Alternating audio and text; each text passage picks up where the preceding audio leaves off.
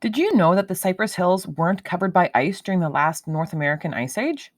So there's fossils here that are found nowhere else in Alberta. Ice ages, the Great Cooling. So Cypress Hills is a park that spans the southern border of Alberta and Saskatchewan.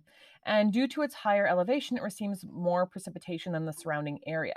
So it has a very rich, both aspen and boreal forest ecosystem compared to the prairies that surround it.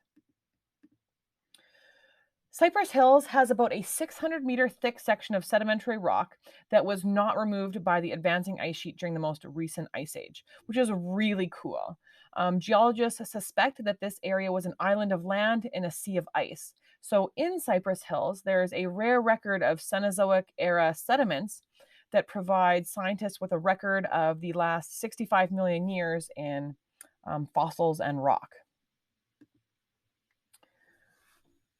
So, in Alberta, the collision of the North American plate and the Pacific plate was at its most intense at the beginning of the Cenozoic area, which resulted in a period of mountain building that ended about 50 million years ago. At this time, the Rocky Mountains were covered with V shaped valleys that were cut out by erosion. It also caused Alberta and the rest of North America to migrate slowly northward. And the migration of North America northward resulted in a climate that was cold enough to form glaciers. And these glaciers would then carve out the now familiar jagged peaks that are featured in the Rocky Mountains. So if you compare the Rocky Mountains and their jagged peaks with the coastal mountains of BC or with the Appalachian Mountains of the northeastern United States, the Rocky Mountains are much more dramatic than both of those other mountain ranges. Now, this icy process began about 1.7 million years ago. So, near the end of the beginning of the Cenozoic era, the Bears Paw Sea began to retreat southwest. And this dumped sediment on most of southern Alberta, which meant which left the Bears Paw Sedimentary Formation. And this formation is rich in fossils. At the time of the Cretaceous extinction, the mammals that did survive were mainly small rodents. But about 40 million years ago, many new forms of mammals began to appear in the fossil record. The spread of large herd of grazing species late in the Tertiary period is believed to be closely linked to the dominance of grasses around that same time. So, grasses appearing in the fossil record led to the appearance of large grazing species. Now, these species first appear in the early Tertiary period, but they don't begin to dominate until later in the period when Alberta becomes significantly cooler.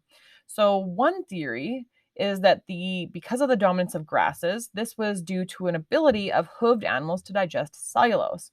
So now cellulose is found in grasses and it takes specialized stomach ability. So when we look at ruminants who chew their cud or cows that have four stomachs, so it takes a special ability for them to be digested and get the nutrients out. Now, these new herds of grazing animals gave grasses a distinct advantage over other plants because they grow from the base. So, as the grazing animals ate the tops of grasses, grasses were able to grow back from their roots and they weren't killed by eating. The resistance of grasses to grazing is an adaptation that then transformed the landscape of Alberta, which became a grassland that was home to herds of grazers as well as the predators that stalked them.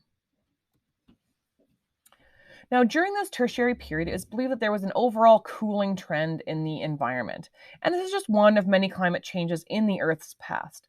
The presence of tropical plant and animal fossils in current day polar regions indicate that these places must have been much warmer in the past. Also, in fossil records, the absence of pollen would indicate that the climate could have been too cold for the trees to survive. And so this would indicate another climatic change. So Alberta's landforms have changed, and the climate in Alberta has changed many times through the epochs and eras that have existed in the Earth's history.